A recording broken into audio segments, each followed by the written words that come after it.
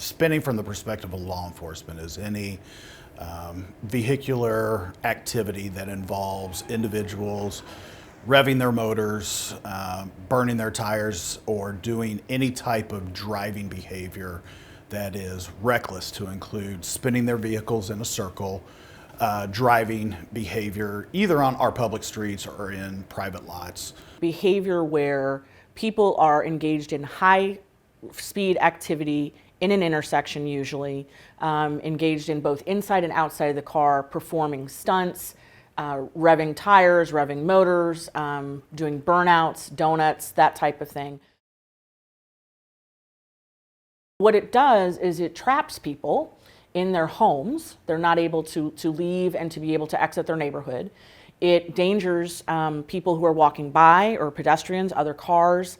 And so therefore we're trying to combat it. Obviously there's a public safety concern when it comes to pedestrian and safety of not only the drivers but the individuals involved in this. But it's become a priority for the department, obviously, because that we have seen violence that has occurred at these activities. We've seen violence as a result of these activities, and obviously we've heard the neighborhood's complaints and we've heard citizens' complaints, not only about the noise and the congregating of people in the neighborhoods, but more importantly, the property damage and the speeds of these vehicles and the noise of these vehicles. So obviously there's a public safety concern when it comes to pedestrian and safety of not only the drivers but the individuals involved in this. But we hear the community concerns when it comes to the noise and the other safety considerations that they are concerned about, that we have to take into consideration when it comes to safe neighborhoods throughout Indianapolis.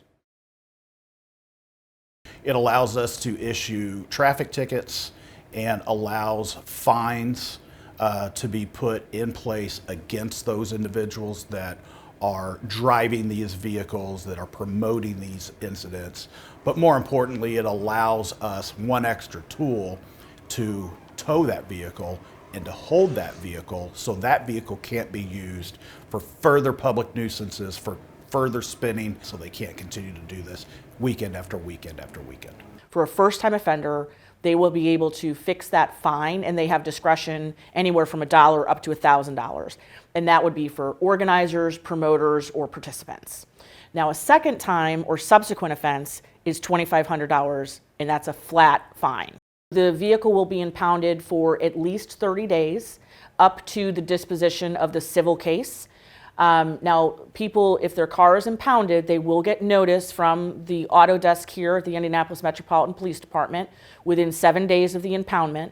And once they receive that notice, they have 10 days to file with the court and ask for an expedited hearing to get their vehicle back. Now then at that point it's up to the court, and the person who's trying to get their car back has the burden of proving their hardship and why it is that they need it.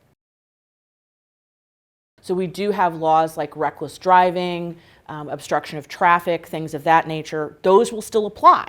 The ordinance deals with those gaps. So it's a specific, targeting a specific behavior with the spinning and illegal street activity is what it's called. We've had these incidents just keep getting bigger and bigger, and we're getting more and more of them.